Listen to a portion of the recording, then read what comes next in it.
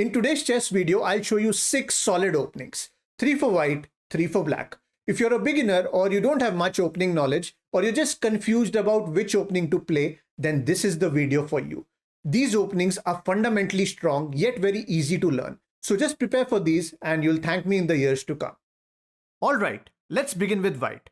I want you to start with d4, bring out your bishop to f4, then e3, knight f3 to support this pawn, bring out the other bishop, then c3 and finally knight b to d2.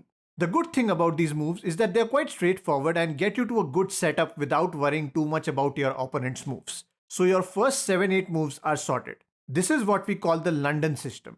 Let's see how this looks in an actual game. As white, you'll play the standard moves that I showed you. Bishop f4, knight f3, e3, and now here if he plays bishop d6, don't exchange the bishops. Instead, just move back to g3 so that if he ever takes, you can recapture with the h-pawn and then attack with your rook. Okay, let's continue with our natural development as I showed you earlier. And ultimately, you'll reach this position. This is the ideal opening setup for white where you build a pyramid of pawns just like this. Your bishops are well placed along these open diagonals, the knights are controlling the center, so you can slowly consolidate your position with plans like queen c2 to attack your opponent's king like this. You can also go for a pawn storm and castle on the queen side, or you can break open the center with e4. Now the London system is a positional or a setup based opening, which means you aim to reach a specific position on the board irrespective of your opponent's move, unless he plays something crazy. But if you're an attacking player, you will say, Jitendra, I don't want these slow, boring setup based openings. Give me something exciting. Well, for that, we have the tactical openings like this next one. We start with e4. Look, d4 generally results in positional games, whereas e4 gives you more tactical and attacking options. So after e4, the most common move you will come across is e5. Knight f3, knight c6 is all standard stuff. Now here you can go for the Italian opening, which is bishop c4. From here, two of the most popular moves for black are bishop c5 or knight f6. If he plays bishop c5, then I would suggest you play c3 preparing for d4.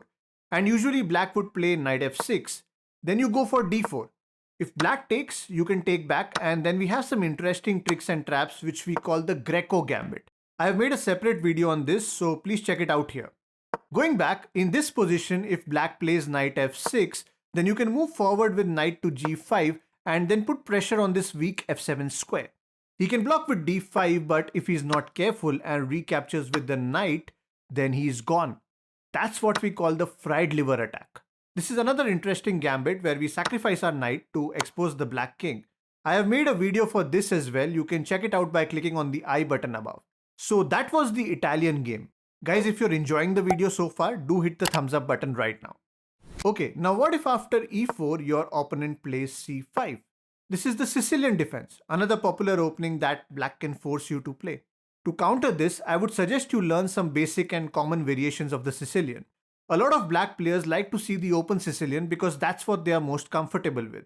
So a setup that I would recommend for white is the closed Sicilian, which begins with knight to c3. Not only does this reduce the attacking options for black, but this is comparatively a simpler variation for white to handle since there is not much theory you have to study. Anywhere he goes, be it knight c6 or d6, you can just go for g3. Then slowly develop your pieces, fianchetto the bishop, strengthen the center. f4 is an aggressive move that you can play. Then bring out this knight and just advance on the king side and attack the opponent. As white, you can't go wrong by much. Just stick to your game plan and you'll reach a very good position by the middle game.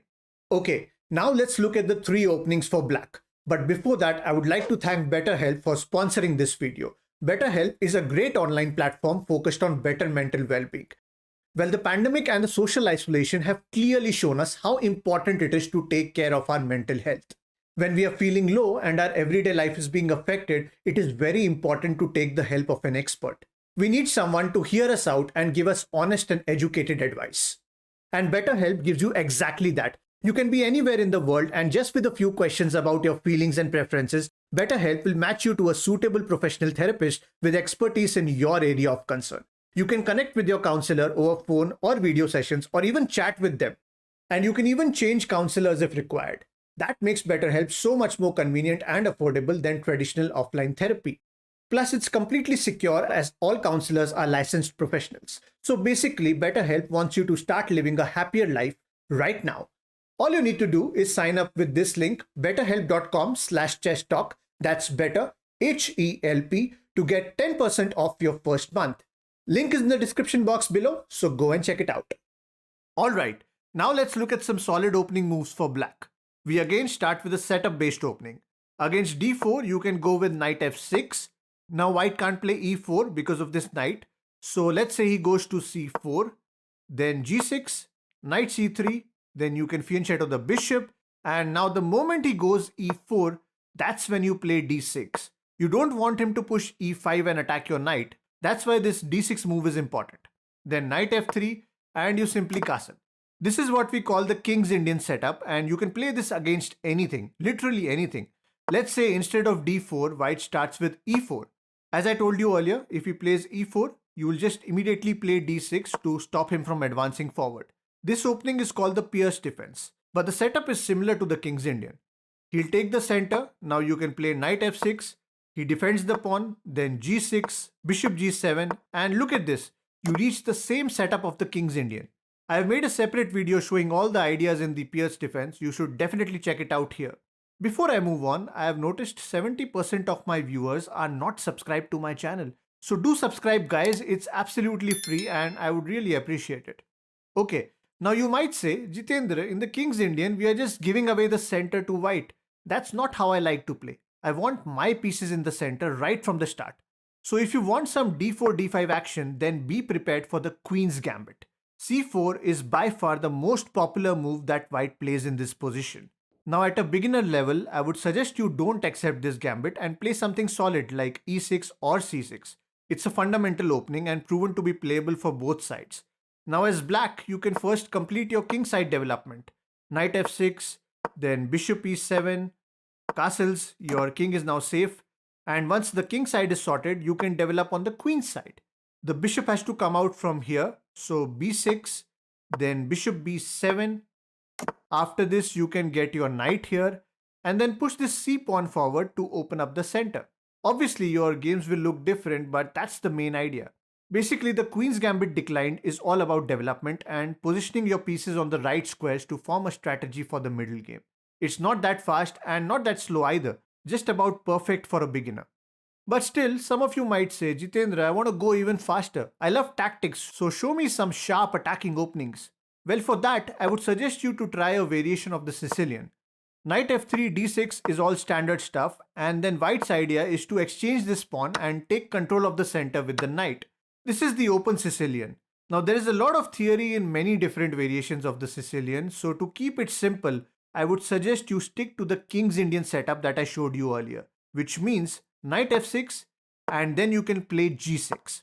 We call this the Sicilian dragon variation. After this, you can fianchetto the bishop and then castle on the king side, similar to the King's Indian.